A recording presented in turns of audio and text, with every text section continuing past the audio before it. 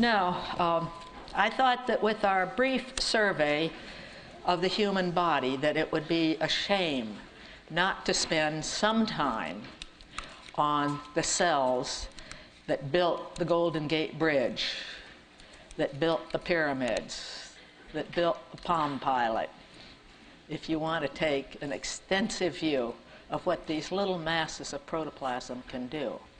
So I'm going to very briefly cover the two main cells in your cerebral cortex that are responsible for all of your behavior. So there are two types that are most common. These are cerebral, cortical cells. Two most common.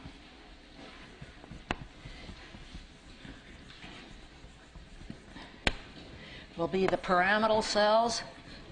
You understand why I took my choice of words as to what we're respecting in society? The pyramids, pyramidal.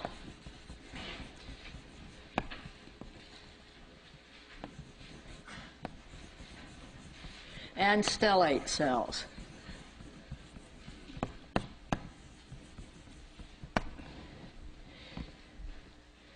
The pyramidal are the most common.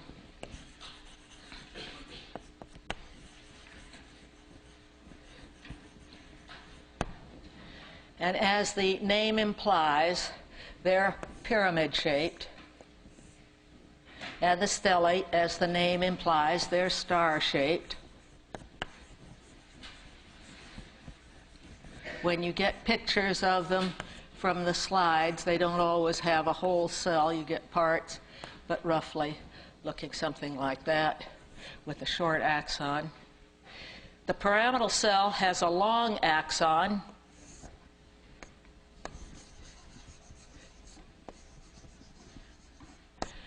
So long axon neurons are classified as Golgi type 1. You'll see that in the literature. Golgi type 1 with a long axon. In contrast, stellate cells are Golgi type 2 with short axons.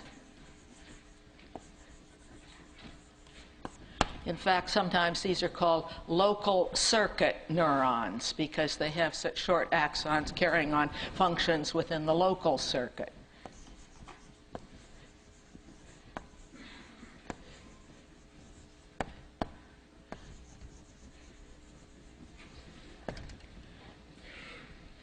But what I want to elaborate a little bit to show you the dynamics of dendrites, we'll talk about the dendrites on the pyramidal cell.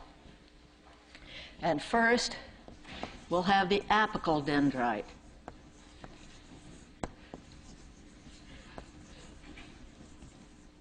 So it means that it's just coming from the apex of the pyramid.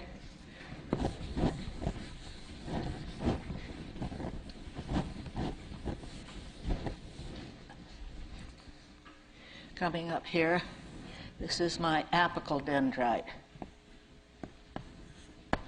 Coming from the apical dendrite, we'll have oblique dendrites.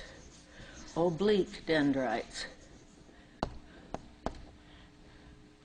And these will be coming off obliquely from the apical.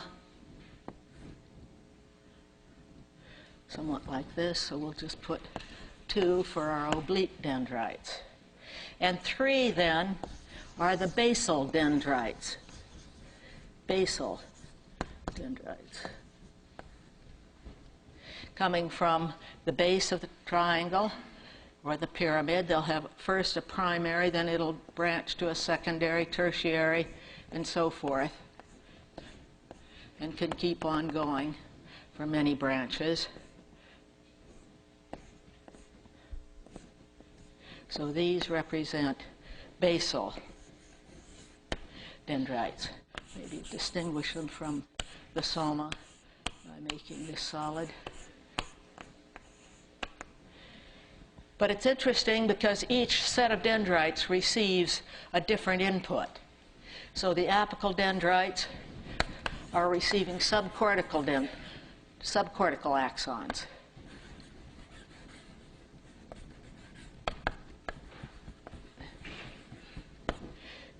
The oblique dendrites will be receiving from the opposite hemisphere, the contralateral hemisphere. Opposite or contralateral hemisphere. And the basal dendrites will receive intracortical input. Intracortical.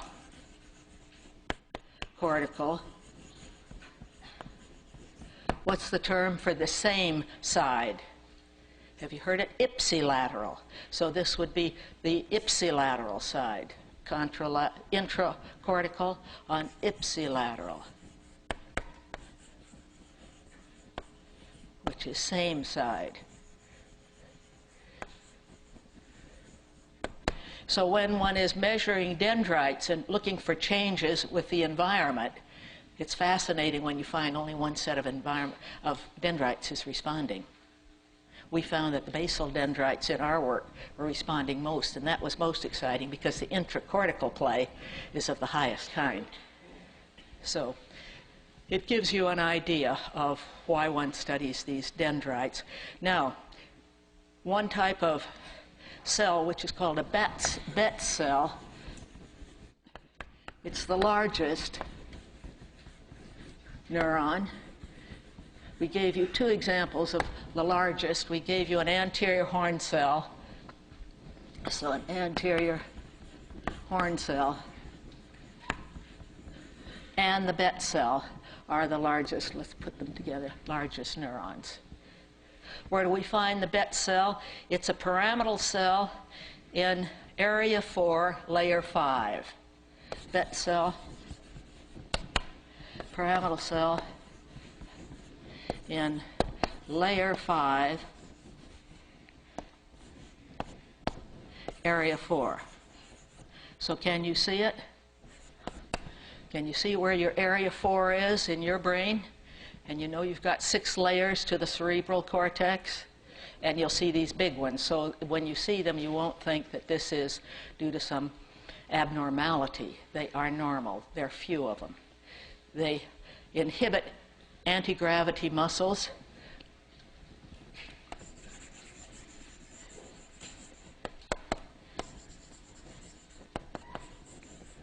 Just to give you a little bit about them, we'll stop there, but it lets you know they have a special function. So that's just essentially all we have time for, to give you the brief introduction of two types of cells. Now we want to spend the rest of the time dealing with the eye, this phenomenal structure that's designed to bring in light,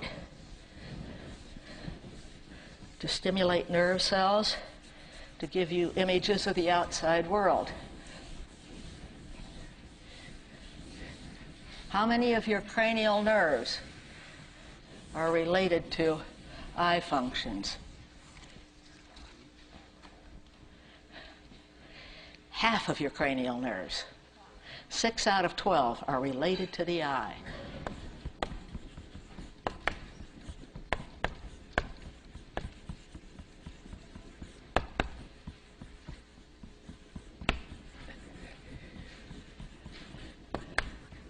So, twofold purpose in giving these. So the first one then will be the second cranial nerve. What's its name? Optic nerve. So we know its function is vision.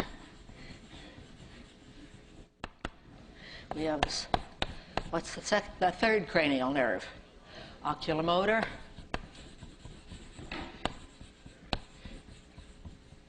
So it's going to the levator palpebrae to raise your eyelid, if you remember.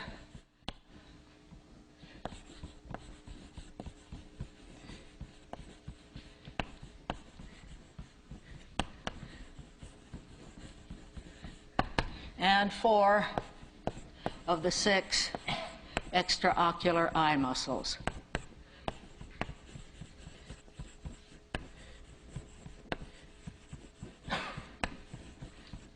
So we'll have a superior rectus, we'll have an inferior rectus, and we'll have a medial rectus, all supplied by the third, as well as the inferior oblique. Then we have the fourth cranial nerve. What's its name? Come on, what's its name? Thank you.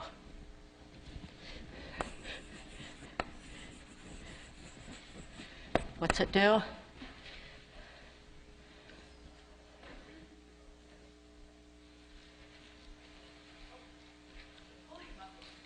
It's a pulling muscle. Good for you. So you remember trochlea, remembers a pulley.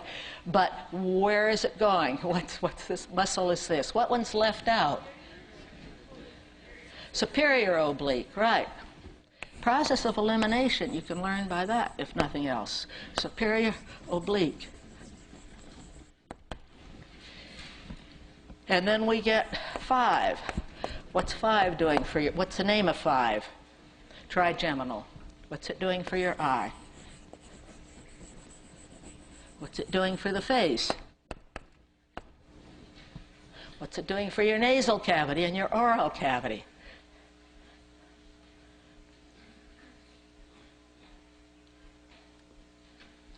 It's sensory, right? It's sensory. You get a piece of dust on your cornea. That's fifth nerve.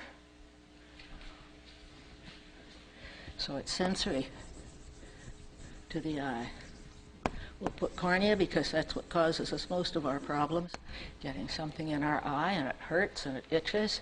Sixth nerve, what's it called? Abducens.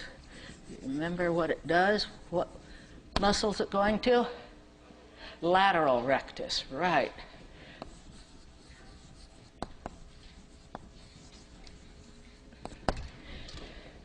And let's see, we've got 2, 4, 6. We need one more. 7. What's 7 doing for your eye? You've opened your eye. How are you going to close it?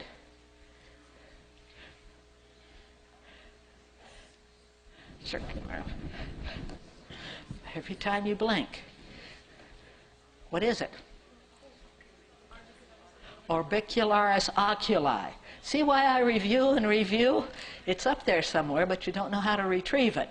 And that's what we've got to train you on how to retrieve. All right, so this is facial. And it was going to your orbicularis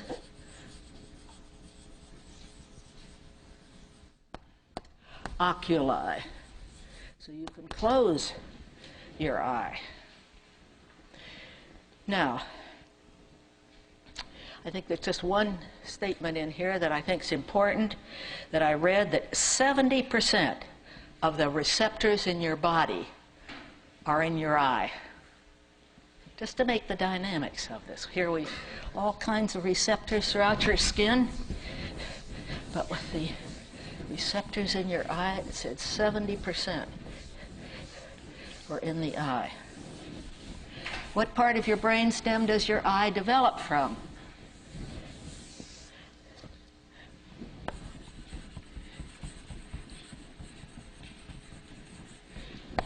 You think it's going to be hindbrain? No. Midbrain? No. What's left? Forebrain. Good. We can work up to it. It sounds elementary, but when you don't know it, we've got to review. So yes, it's going to come from the diencephalon.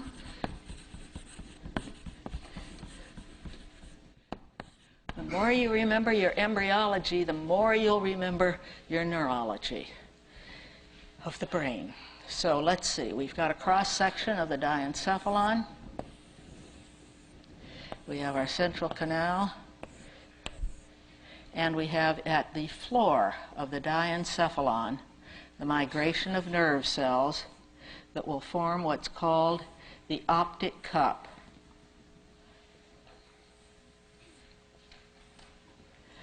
Two eyes.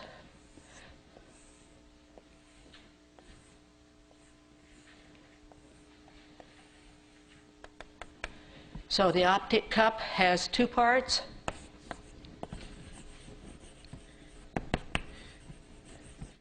We have the pigmented retina,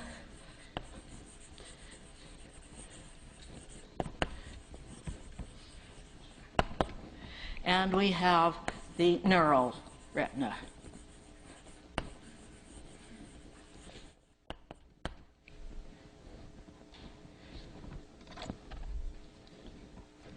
Pigmented is the outer portion.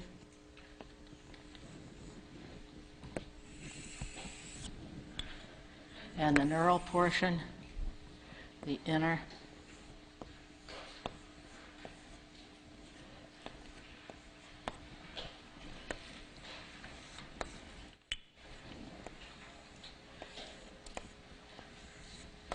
The pigmented layer prevents the diffusion of light to adjacent rods and cones. Prevents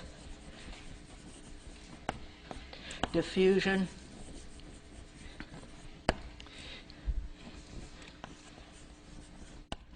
of light to adjacent rods and cones. So let's now develop our neural retina briefly. Spend a whole semester on it. Just introduce the basics.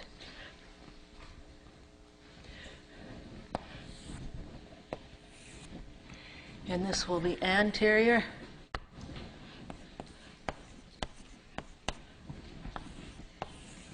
So will be our neural retina. Probably had this basic biology. We'll start with the light is coming through, comes all the way through the retina to the lowest level of cells.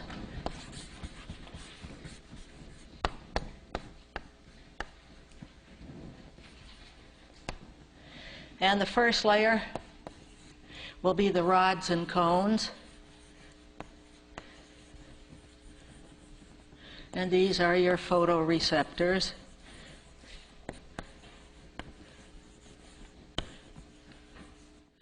How many rods do you have? About 100 million. How many cones? About 7 million.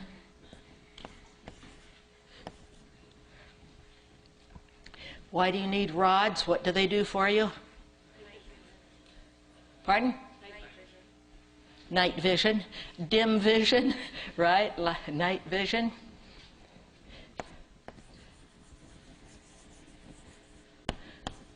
Or dim vision. Why do you have cones? Acute vision.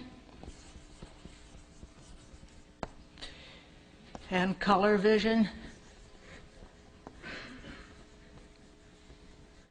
How do you remember which is which? Cones begins with a C, acute, a C, and color, a C.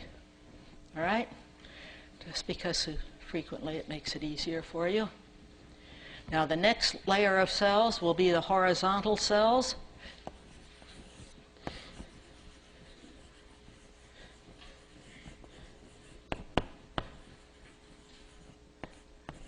And what are horizontal cells doing for you? Lateral integration. So I have to make room here. Horizontal cells to lateral integration.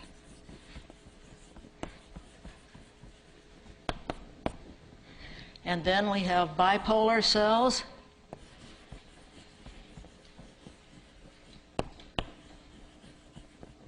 And they're carrying the impulse on up to the next layer, which is 4. So amacrine cells. What do amacrine cells do? They're again lateral integration.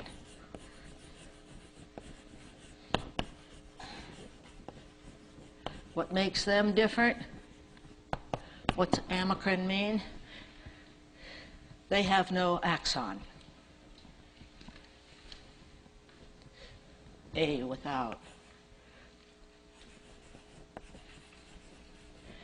And we're working our way up to the last layer. What is it? The ganglion cells, right.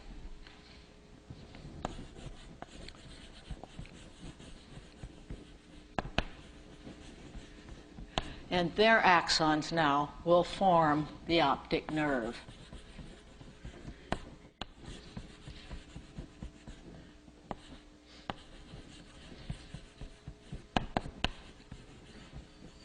Your second cranial nerve. But how do they do that, and what happens, and why does the light have to come all the way through all these layers to go out eventually? Why don't we just have the rods and cones catch it first, and then the ganglion cells come out? Good question.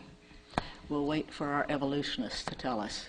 But the axons from these cells now are going to collectively come out and go back to the brain.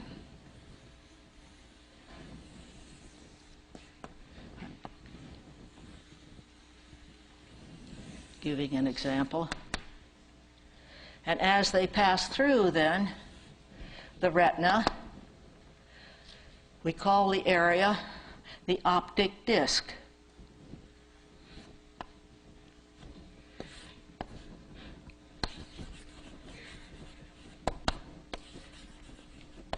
What's another term for the optic disc? The blind spot. Because you can see there are no photoreceptors here. It's just neural tissue passing through, nerve fibers. So this is our blind spot.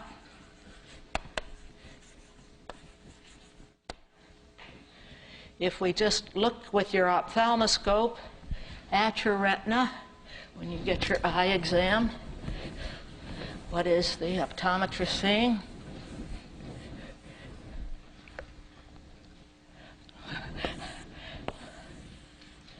This is retina. From looking into the eye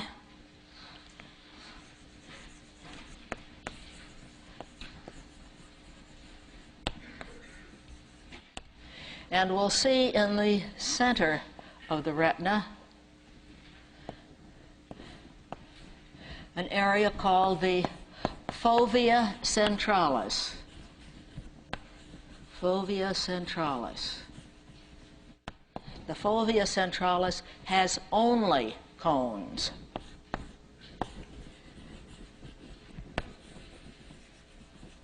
So we'll have the most acute vision. This is where you're focusing the light back into a specific area. So most acute vision is in the fovea centralis.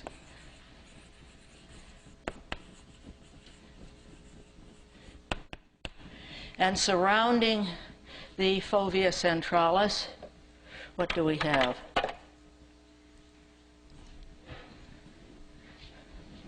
An area called, it's yellow on the outside and white on the in. Looks like we have no more yellow chalk. This one looks yellow inside.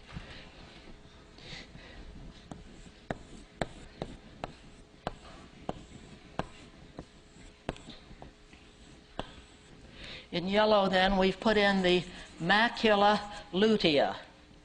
Macula lutea.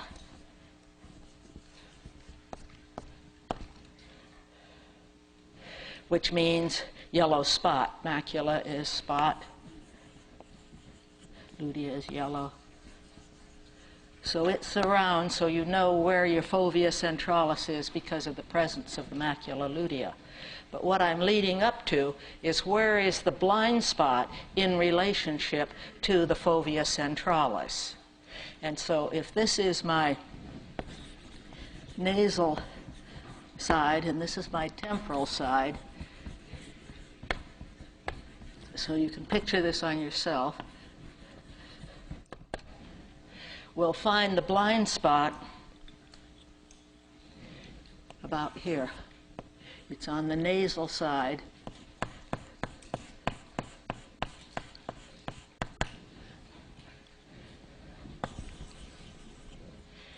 Equals your optic disc or blind spot. Have you ever tested yours to be sure you have one? Anybody not tested it? You tested yours?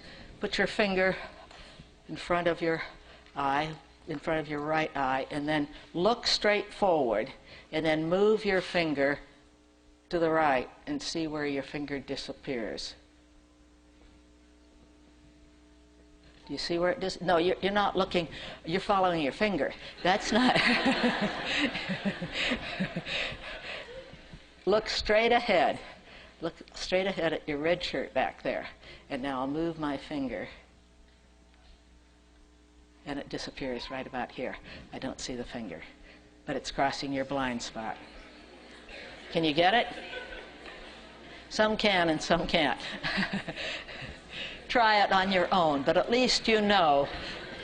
And why do we teach this? How often have you pulled out from a stop sign, you've looked once, and you don't see any cars, and you pull out, and all of a sudden, where'd that car come from? That car was in your blind spot. So I always say, when you pull off from a stop sign, turn your head twice so you can catch it. But you'll find it's really very important for a safety factor. All right, so we've got a brief introduction to our retina. And let me be sure I've got all I want to give here.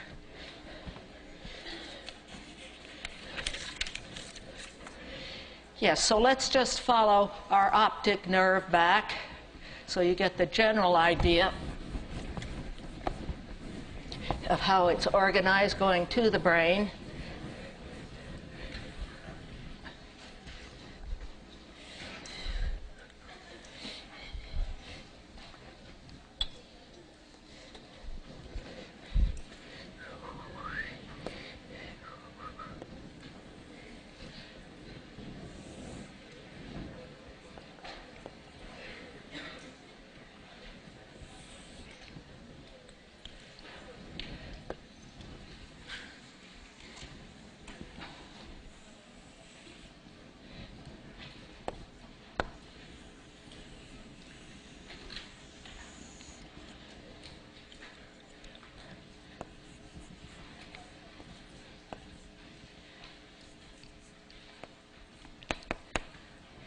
And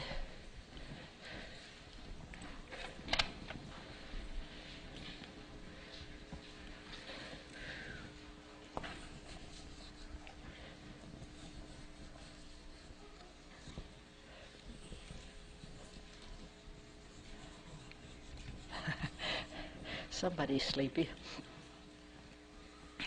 All right, let's take this.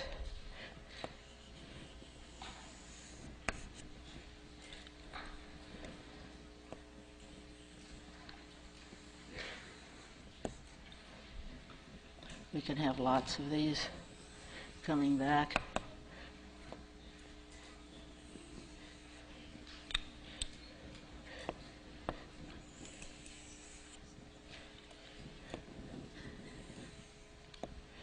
All right, what have we done? Well, we have our temporal field of vision out here, our nasal field, our temporal field of vision.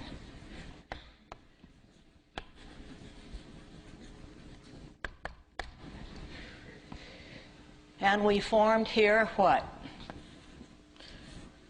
The optic nerve.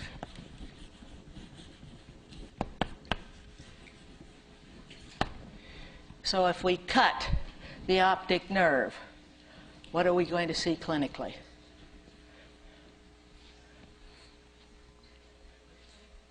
I've only cut it here.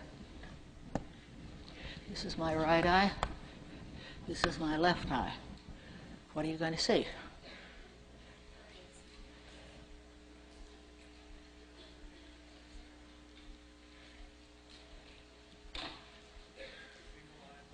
Sure. Very simple. You've cut all the pathway that's coming from the eye. So if I cut it, you get right eye blindness. Isn't that simple? Nothing complex there. Let's put a pituitary tumor in. You've seen where the pituitary is. You know it's in the sella turcica, right? Part of your which bone?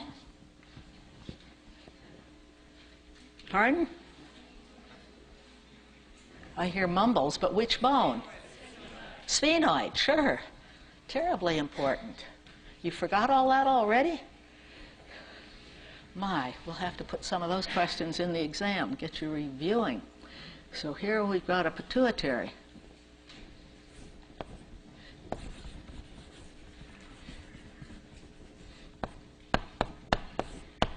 And the pituitary has a tumor. So, if a tumor, what are we going to see in our visual field? We're catching information coming in from the temporal field, right? So we're catching these fibers are cut off. So you'll have in your eye no temporal vision. You'll have blindness out here in the field. So it's a bitemporal. We'll just call it blindness, but it's called hemianopsia, but I won't give you the word. We'll just put blindness to make it easier for you. But to figure out when you damage the visual system, you have to know what the pattern is so you can see the problems. This then is my optic nerve where it's crossing here. This is the optic chiasm. Optic chiasm. This is the optic tract. You get different problems with vision in peripheral vision or external vision if you have damage in various parts of the pathway. So this is my optic tract. And what's important, just so you've heard of it, is this loop here. These fibers, this area is my thalamus here, where they're having a synapse in the thalamus, all sensory pathways, synapse in the thalamus. We have the same nerve all the way from the retina, all the way back to the thalamus, and then we get new fibers coming to the visual cortex.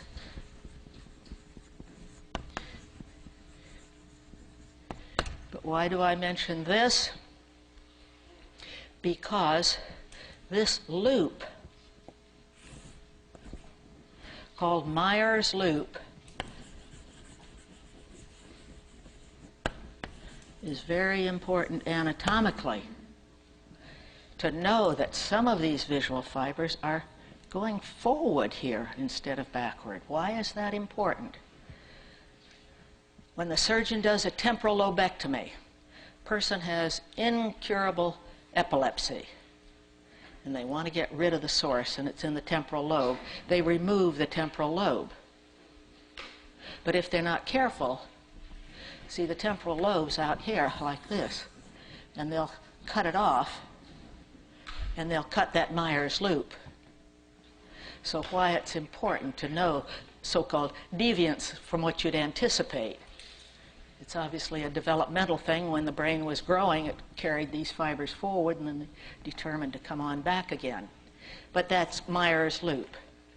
And then back to your visual cortex. What number did we give to your primary visual cortex? V1, right? But, pardon? Area 17, sure. This is area 17. So many people work on the visual cortex, and I want you to at least be aware of what they call it, or V1.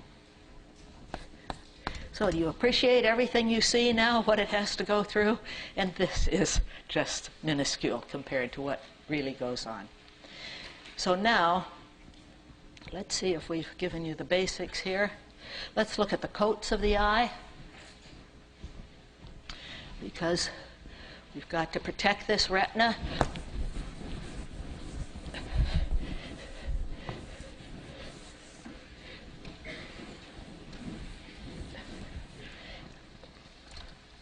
So the coats, we're going to have 3. 1 will be the retina. 2 will be the uvea. And 3 will be the sclera and the cornea. So we've done the retina. Let's get our eyeball. We need a big area to work.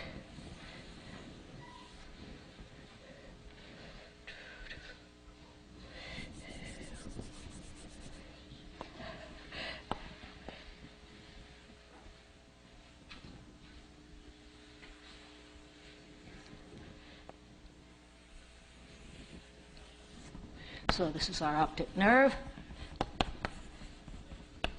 This is our retina. And so we can start putting on our coats. Let's put on the uvea. It consists of 3 parts. The choroid,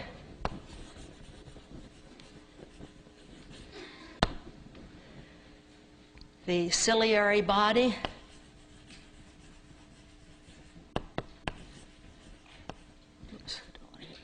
there,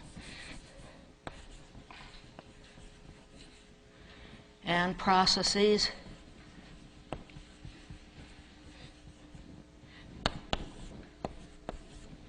and the iris. So we're going to put in our choroid coming around outside our retina.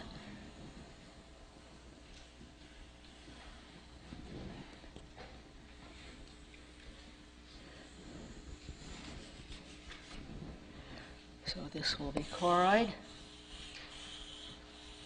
And the choroid is primarily vascular.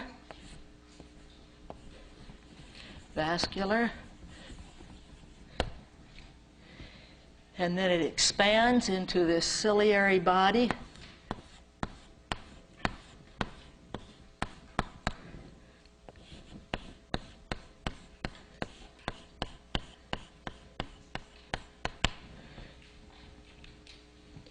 Choroid was number 1. This is number 2. And it has processes, little finger-like projections. And what are those little finger-like projections holding? What do we need here? Pardon? A lens, sure. So they're going to be holding the lens.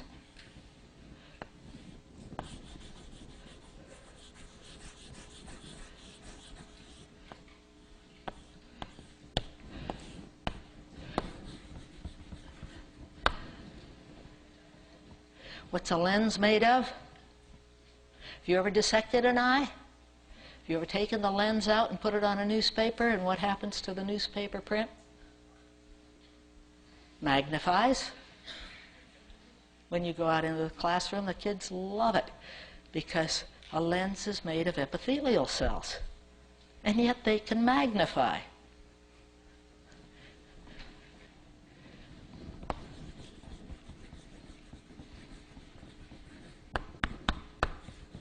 Hold it in your hand. They change their chemistry. So we haven't had that before in the body.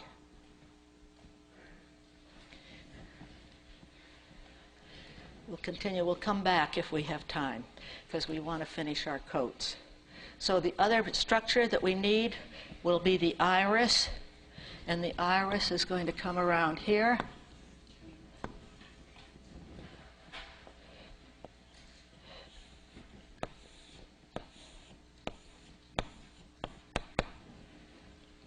So this is as we see the iris in this position. If we take the iris and look at it from in front,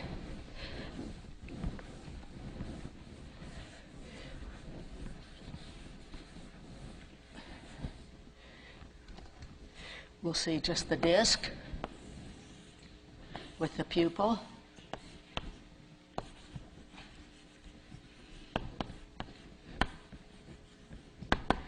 And here would be your pupil here.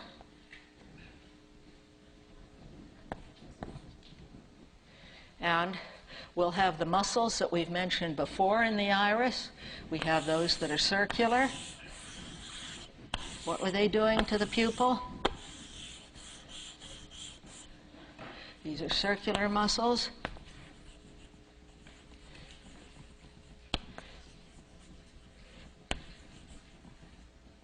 What are they going to do to the pupil? Constrict, right.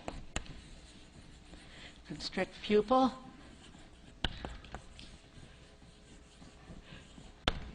And then we have the radial muscles going from inside out. These are radial muscles. What's going to happen when they constrict? Dilate, sure. You can just see if these are muscles, they do this, pupil enlarge. So dilate. So you don't just have to memorize, you can figure them out. It's so nice when students come to the lab, the office hours, and they're beginning to work with the information, and they can figure things out. It's just beautiful to see. Dilate pupil. All right, we have one more coat to go. We have the sclera. So sclera will be made of dense, they're white, collagenous fibers.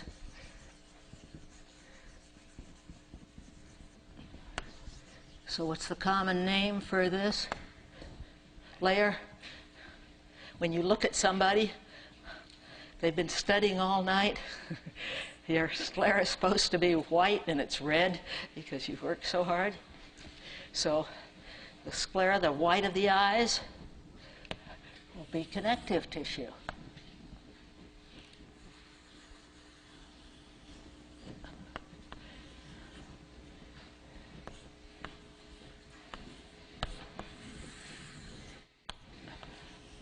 Protecting. It's like the dura around the CNS and PNS.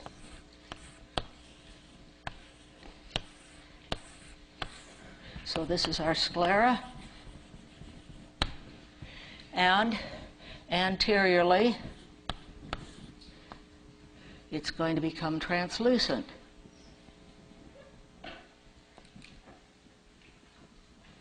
And what's it going to form? The cornea.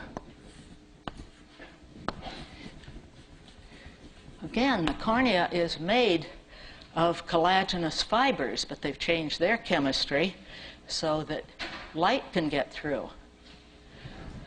So these are collagenous fibers.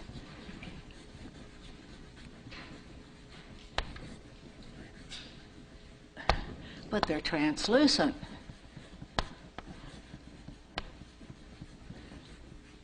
Anybody had a corneal transplant or know of anybody who can? Wonderful things they can do today, right?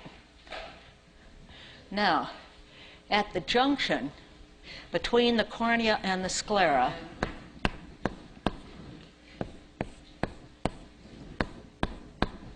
junction of cornea and sclera, two more things I'd like to say, and then we'll show slides. junction of cornea and sclera are what are called the canals of Schlemm. And I know one of these scientists with a great name. Canals of Schlemm.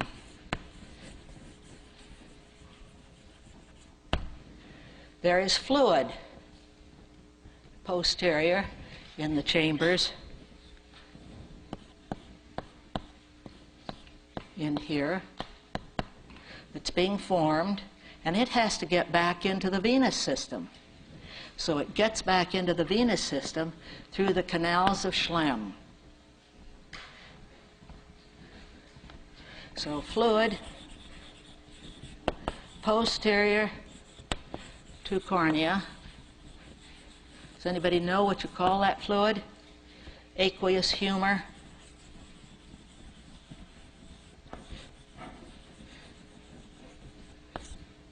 It goes into canals of Schlemm back into the venous system.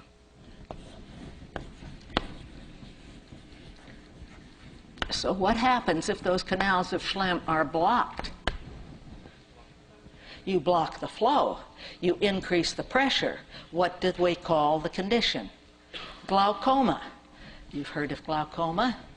It's when canals of Schlemm are blocked. So if we block canals of Schlemm, you get glaucoma. So go in with a laser, open them up, and get some drainage. Get rid of it. What do we do when you get a cloudy lens? What do we call a cloudy lens? Cataract.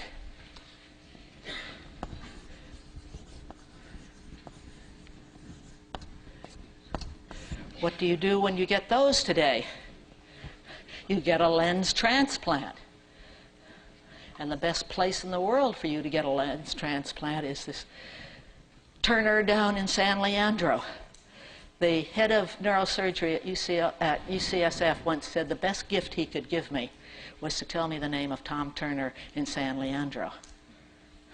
And everybody I've known, I've said, go down to him to get your cataracts removed and get your lens replaced, and they don't have problems. Other places, they're still having problems. I've never given, but since he gave it to me, I figured I'd give it to you. We've got a few slides. Let's go through.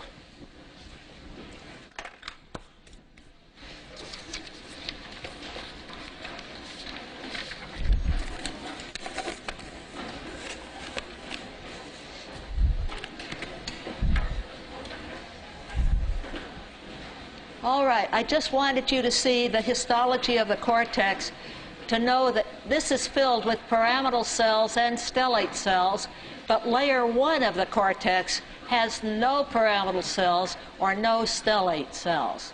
So you always know where layer 2 begins, because 1 has no pyramidal. It has other cells, but not pyramidal or stellates. Next one. And this is one of your pyramidal cells I've shown you. The reason it's so blurry is because it's cut thick so that we can get the branches in here. Cut at 150 mu when we normally work at 10 mu or 6 mu. Here's the big apical dendrite. Don't get many other dendrites coming off. And the axon's so thin you don't see them. But we know these are not axons, any of them, because they have dendritic spines. Next one. This is a stellate cell. Stellate cell. It's got its processes. One looks a little bit thicker here, but on the whole, it doesn't have a pyramidal-shaped body. In the next one. And these are just the eye muscles. What fill your orbit, then, will be obviously your eyeball, your eye muscles, but in addition, it's packed with fat to cushion the eyeball. In the next one, and this gives you the basics. You can see the artery that's coming into the retina is from what major artery coming into the skull? No, the internal carotid. Do you remember the first branch of your internal carotid was the ophthalmic artery? When you look at an eyeball through an ophthalmoscope, you'll see the artery that's come up through the optic nerve all over. It's just wonderful to look at somebody's ophthalmic artery so clearly. But then you can see that we'd have the retina and then the pigmented epithelium showing here. There are different names that I didn't give you, but you come up into where you'll have the ciliary body, the ciliary processes and ligaments that suspend the lens, and it's the contraction of muscles in the ciliary body which allow the lens to change shape. And next time I'll tell you how that works. But here's the iris here. Here's the pupil between the two ends of the iris. And this is this anterior chamber that's filled with the liquid. And the canals of Schlemm are here at the junction between the sclera and the cornea. Right there. There are other parts. We'll have to give a little bit more on Monday. Next one. And this gives you a picture of the retina with the rods and cones and a horizontal cell for lateral excitation. And then the bipolar cells, which are synapsing with the rods and cones and with the ganglion cells. And here the amacrine cells, which are again lateral distribution. And then your ganglion cells connect with the lateral inhibition cells and the bipolar cells. And here are your ganglion cells whose axons will make up the optic nerve. In the next one, and this shows the optic nerve, the optic chiasm. Here's the pituitary. So you can see pituitary tumors can encroach. When they remove a pituitary, they keep you awake so you can tell whether they're touching your optic chiasm to see whether you get any diminution of vision while they're trying to take out the tumor. Optic tract coming back to the lateral geniculate of the thalamus, and then it will loop around and come back to your cortex. It's a beautiful dissection. These are your olfactory tracts and olfactory bulbs very nicely here. Next one. That's it. Enjoy your holiday.